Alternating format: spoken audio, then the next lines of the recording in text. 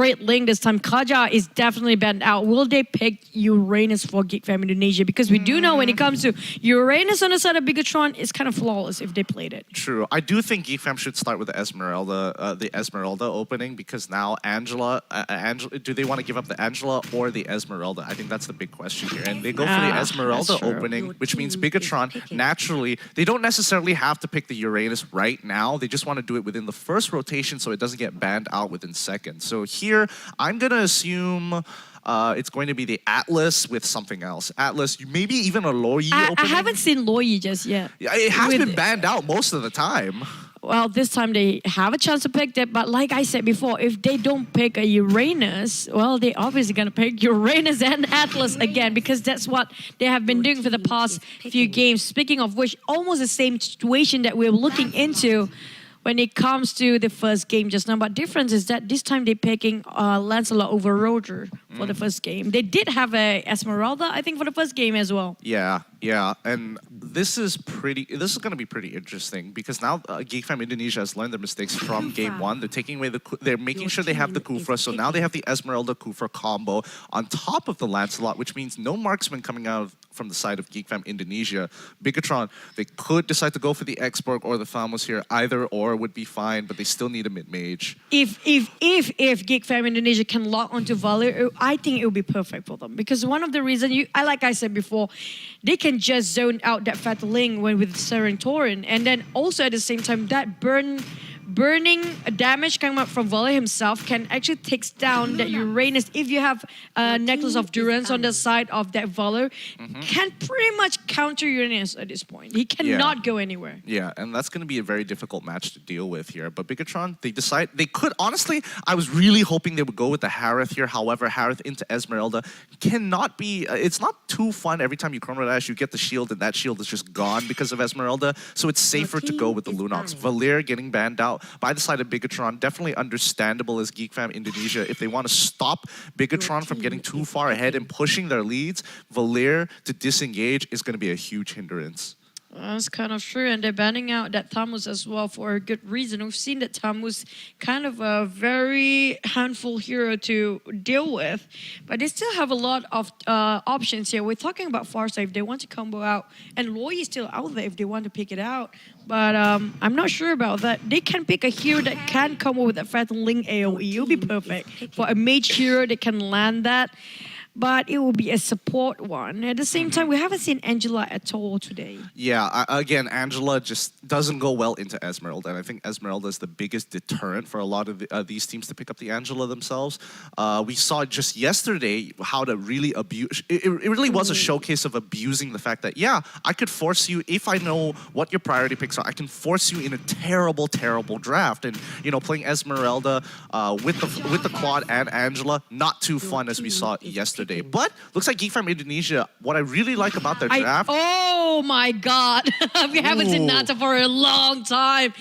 The moment they just logged that Nata, I want to mention now, that was really smart of GEEK FAM Indonesia to lock Lancelot and Farsa, making sure they can, but then Natalia just gonna cancel whatever we have to say just now. Yeah, honestly, the Farsa and Jaw pick, I was like, oh, this is really, really good, because you're denying BIGETRON, and BIGETRON decide, you know what? We're gonna go aggressive. We want to make sure Farsa doesn't have a good time. They're locking in the Natalia. I like the responses from both of these teams, but who are you leaning more towards in terms of just overall composition?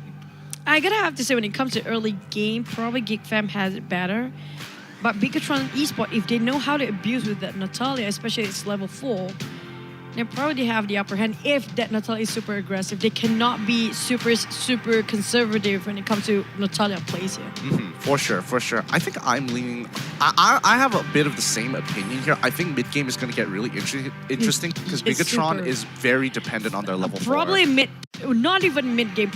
We do know both teams from Indonesia, especially Indonesian teams, their mid-game is like, what, 3-5 minutes in.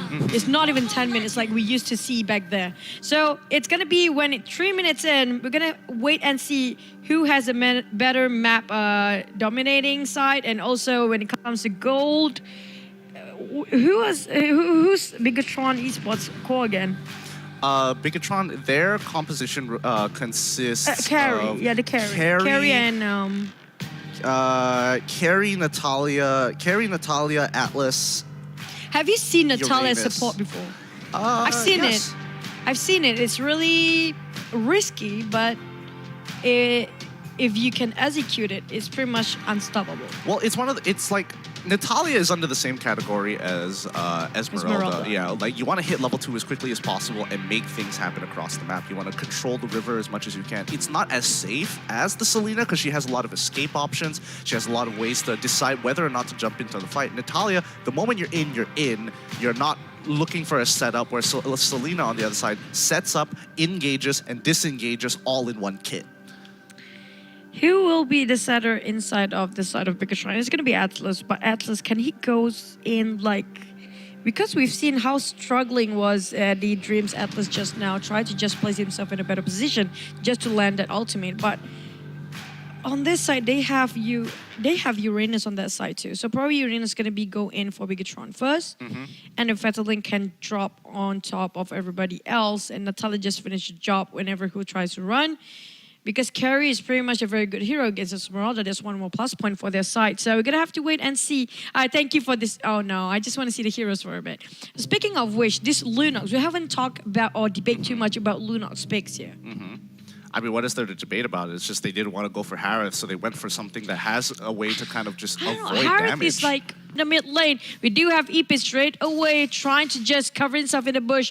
But I do want to see how he plays this Natalia. Yeah. He has to be aggressive. He has to look for level 2 as well. You can see BIGETRON trying to control the mid lane as much as they can, just so they can get at least one of these lethal wanderers before rotating to the side lanes. And you can see Lunox is actually going into the side lane here. KYY taking a little bit of damage here. Oh, too much damage, not a little bit. Luckily, he got himself that buff from the Lilo Path Wanderer. If he doesn't have that regen, he's probably going to be the first blood already. They got themselves extra advantage here in terms of getting themselves ahead in terms of level, and also go with that healing. Both of a healing buff been taken up by the side of BIGETRON Esport, but can they, making sure they got themselves all their buffs at the same time? Bottom, Ramzu. Oh, that's an aggressive move coming up. They cannot fight Ramsey 1v2. Yeah. Surprisingly enough. Joke's on you. Jawhead has some great base damages at level 1 and 2, so I can understand why BIGETRON were a little surprised with the amount of damage coming out of KYY. Well, on top, Joker tried to make sure they got themselves the invasive flip. Bravo! Ooh, last single fail. Can he run away with that rune? Coming in. Well, go. No way to run. Oh, he missed it. He whiffed it a bit, but he still managed to got himself that second skill just now.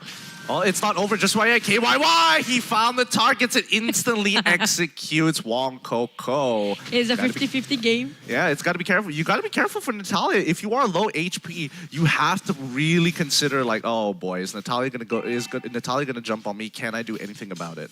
Yeah, that hesitance. You know, the good thing about having a Natalia on your team is that the enemy, even though you're doing nothing as Natalia in that any part of a map, but you still have, you know, putting out the mindset in the enemy side that they are too hesitant when it comes to their movement. But Wong Coco cannot fly away this time. Still managed to run away from this. No further airstrike just yet. Dreams having a hard time again. No follow-up. Brent's really farmed up at this point. Level 5, almost hitting 6 already. A bit late when it comes to Doyok, when it comes to...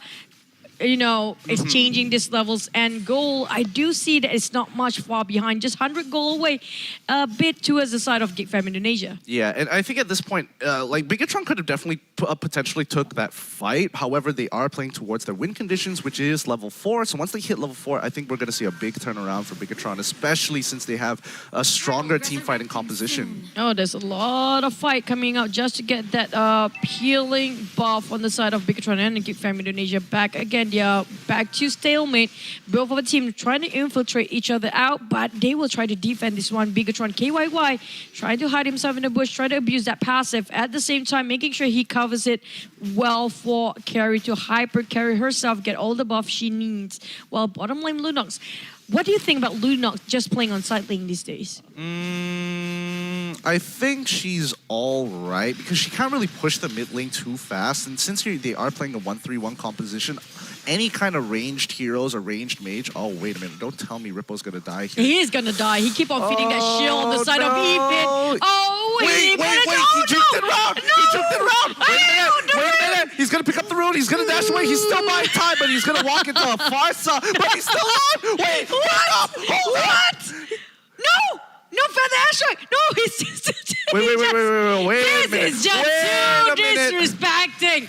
Finally. Okay. But a lot of time wasted for Wong Coco here. Just notice what Bigetron is doing because of what Ripple, how much attention Ripple was pulling to himself. I think Too BTR, much. yeah, honestly, BTR should have taken this turtle and looked to push bottom lane even more. They're trading a top turret for a bottom turret, which is fine. But now Ipin is here to respond. King Brands, can he hold on? Can he survive this dive? Oh, he can. I don't see his coming out, but he still managed to survive it. I'm sorry, I was wrong apparently because there's no more Feather Airstrike for the next couple of seconds here. If only they had it, they might pin that one down. But Joker still trying to survive. I don't know what is he doing there. Apparently, he was way too far ahead from everybody else. I think he was thinking about stealing away that red buff, but... Honestly, I think he was looking to catch somebody off during the rotation. 4v1. Yeah. Unfortunately, Bigetron stuck together there, and now GEEK FAM Indonesia need to try and control this mid lane because they can't afford to lose the mid-tier 1, especially against a team fighting composition, because that means they can position themselves in dangerous play. Dreams catches 2, but no follow-up here. Doyo in a lot of trouble. He jumps into a fight that he can't get out of. The silences from the smoke screen just a little too strong. BTR come up on top with 1 free kill. You almost wasted that Feather Link combo just now, but gladly enough, they managed to still kind of compensate it in the last minute. Ramses tried to steal this away, jumping in, Joker being tossed away at the same time. Feather Airstrike on Dreams. Dreams still tanky enough with the ice shield of him. That passive is really handy when fighting this kind of burst damage hero. They cancel out, reset that turtle, and it's going to be Natalia opening up the map. KYY try to find Farsa. Can he find it on time? If they don't have Farsa, nothing to zone everybody out for GEEK FAM Indonesia. Yeah, KYY is always going to be looking for the flank here, and that's going to be an important role.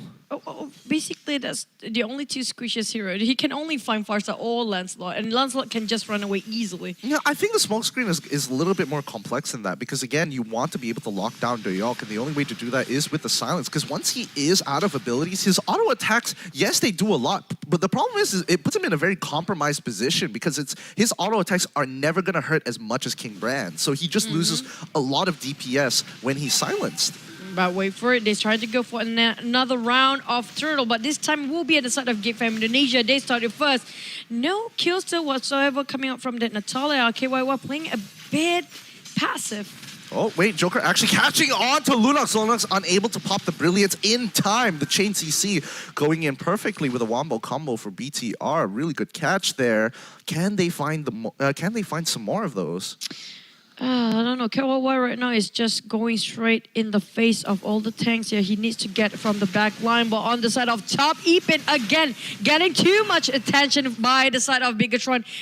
The thing, like we said before, if you want to shut down Guruna's gameplay, just shut his lane entirely. Go 3 people in it, just straight finish off whatever there is in the lane and make sure that you push it straight into the base. But the same thing goes for GEEK FAM Indonesia. They are pushing bottom lane as well, going for Lunox, being pinned down and gone away with it. Not just yet. Doyok making sure he got himself that kill. KYY tried to compensate this. Oh, almost got it one more, but no. Double kill on Doyok. Try to run away, but there's nowhere to run. Can he just execute away? Now the rest of the team just arrived. Can they just save him? Not enough just yet. Wong Coco, that burst airstrike didn't actually make a lot of damage, but enough to buy more time. Was that a huge mistake coming out for GEEK FAM Indonesia? But it's a fair fight, I have to say. Yeah, GEEK FAM Indonesia have kind of closed in the deal here. Now that Bigetron has at least a 2K gold lead, let's see how long they can hold on to that. As GEEK FAM Indonesia, if they find picks like that where Bigetron, where Bigetron has to kind of respond to them, it looks like it's a much better situation. Something that GEEK FAM Indonesia is more comfortable handling rather than having to look for information before they make the decision. And at the same time, they cannot touch. This carry is just untouchable for now. Look at Brand's almost impossible to kill him with 2 bodyguards, making sure Atlas and always Ripple alongside of him. And while Natalia always struggles to find himself across that map, it's almost so hard because how Joker and Ramsey just open up the map every single time. That's the exclamation mark. He just, I don't know, he can just I don't know. He's just not enough burst damage to shut down Doyle. Well, let's look at his items right now. He just bought his first item, which is that Lightning Truncheon. Okay, Natalia gonna go straight for Dead Blade here. I mean, this is gonna be tough. Oh wait, Joker actually finding two here. Feather Airstrike coming through. Fatal Links onto Joker. They find their first initial pick onto GEEK FAM Indonesia there. There's just not enough damage coming out from Wong Koko to deter BIGETRON Esports here. I probably should have looked at what defensive items BIGETRON actually built into. I don't know how many Athena shields they have. Probably a couple, because we can see how much damage that Feather Airstrike is just a tickle away. It's not even damaging 1 bar of that HP. Yeah. He really needs a lot of...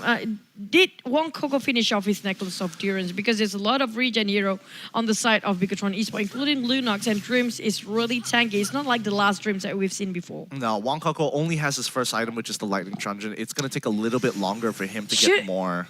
You probably should just go for Necklace of Durance. Oh my goodness, he just used his ultimate there as well. Okay, I mean, he was blind guessing. He was hoping he would find somebody, and now Ipin, he does find the Uranus. However, he's still unsure where this Natalia is. He has an idea that's somewhere topside, but now the call has been made. They find Tude here down on bot. Joker initiates the fight. The Brilliance is popped straight away. This is going to be huge. The Fatal Links, but now Ipin can kind of walk into the fight, but he has his ultimate, but they call it off. King Brands is a little too big. They haven't found their priority yet. Ramzu, doesn't have enough life. He ejectors Dreams back into the team, but looks like BCR convincingly win this fight 3-0. Oh, they cannot land anything on any... Oh, never mind that. The moment we said it, Wong Koko defy us, and it's going to be clearly no minutes so far to push alongside with them. But they will get themselves a space for the lot later on. But can they have enough time for that? Because a couple of more seconds, they will revive himself. But still, again, King's Brands is just too much to handle. He got himself Bloodlord Axe. Even Queen's Wings or Queen Wing Apocalypse, whatever you call it these days. Too much tanky stuff on the side of BIGETRON Esports. Yeah, it's a very huge sustain build. He is going to delay that golden staff. He is sacrificing quite a bit of damage just for survivability, because look at the composition that they have. He's trusting Bravo, he's trusting KYY that they will be able to carry in terms of the DPS departments, just so that Brands can, have a good time and have the space that he needs to breathe. Too much space given to Brands, not just a bit of space. Ipin will try to be harassed. That's a lot of poking damage coming out, but Joker overstayed himself too much. There's one more Fatal Link on Ipin's side. They didn't manage to follow that one out quite well, but Doyok, he got silent just now. And the moment he got silent, that's where the smart missile's coming out as well. But it's not going to be enough because Ramzu just being killed. Oh my goodness. I mean, honestly, this is not too bad. Like, trading Ramzu for Dreams in this particular situation, especially taking a 50-50 like that, is actually beneficial for GEEK FAM, because now that BIGETRON is losing one member, especially their core support being Dreams, they can't exactly win team fights. But they cannot exactly kill that course on the side, especially King Brands. How can they touch Brands here? They're hoping... The only person that can reach the back line is just Doyo, but Doyo always, being stopped by either KYY, Ripple, and Dreams. There's 3 people he has to go through there, especially KYY, because he's just invisible. Yeah, I think that's where Ramzu comes in, because the unstoppable force is kind of like a point and click. You see the person, you like the person, you click on it, and how then you're can just you see that person if that person just hiding in a bush and waiting when Ramzu is nowhere to be seen, then only he pop himself out? Well, yeah, and that's kind of what GEEK FAM Indonesia has to kind of figure out here, because Joker is always going to be going in first. Ipin has to decide whether or not to pull the trigger. He gets caught out just as we were talking about him. Talk about caster's curse right there. We should stop doing it. That's what feels bad. Calling them out by name might not necessarily be a good idea anymore. Better not. But back about the game we go. Still King Brands 704. He is just unstoppable with Lord Machina on the top lane. They have 4 men in the middle with Ipin nowhere to be seen. They are jumping straight to that. That's a leap of faith coming out from Joker. Trying to pin one down, but not enough. And is he going to miss that ultimate? Bravo just dive in like nobody's business. He still got his brilliance, if I'm not mistaken, and he can just get away with it. Yeah, now they take all inhibitors as they are looking to crash down into the core here. The rest of the team struggling to mobilize. Ipin trying to make something happen here. Winter Truncheon being popped by Bravo to save his KDA. GG, well played, BIGETRON. just shut down Uranus. Don't let Bigetron plays it. We know that when it comes to, you can see how disrespecting all the towers in the early game just now.